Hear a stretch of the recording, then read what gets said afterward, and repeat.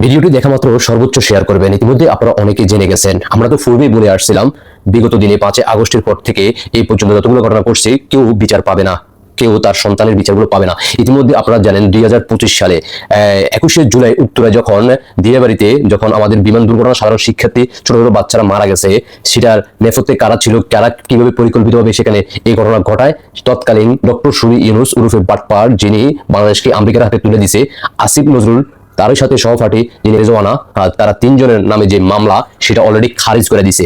আপনারা বিভিন্ন নিউজ চ্যানেলে অলরেডি তথ্যটা পেয়ে গেছেন। আসলে আমরা শুনে আসি বিস্তারিত, সর্বোচ্চ শেয়ার করে দেশবাসীকে দেখার সুযোগ করে দিবেন। রুখে দাঁড়াও বাংলাদেশ, এখনো সময় আছে। আপনার সন্তানের বিচার যদি পেতে চান তাহলে রাজপথে নেমে আসুন।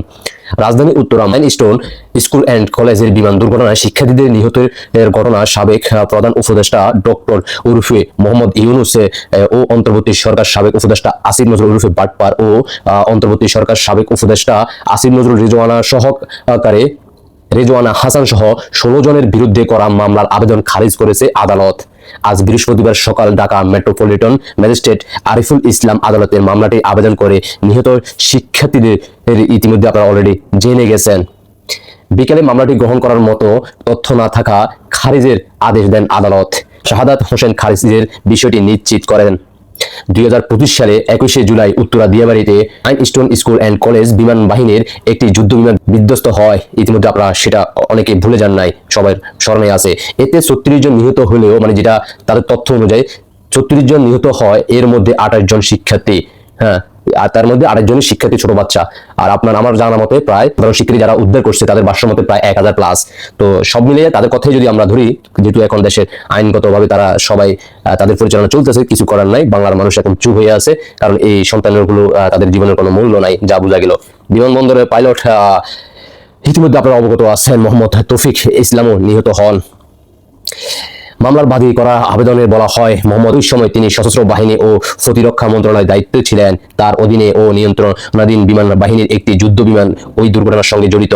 দুর্ঘটনায় পর তিনি গণমাধ্যমে ক্ষতিগ্রস্ত পরিবারদেরকে সর্বোচ্চ ক্ষতিপূরণের দেওয়ার ঘোষণা দিলেও তা আজও বাস্তবায়ন হয় নাই।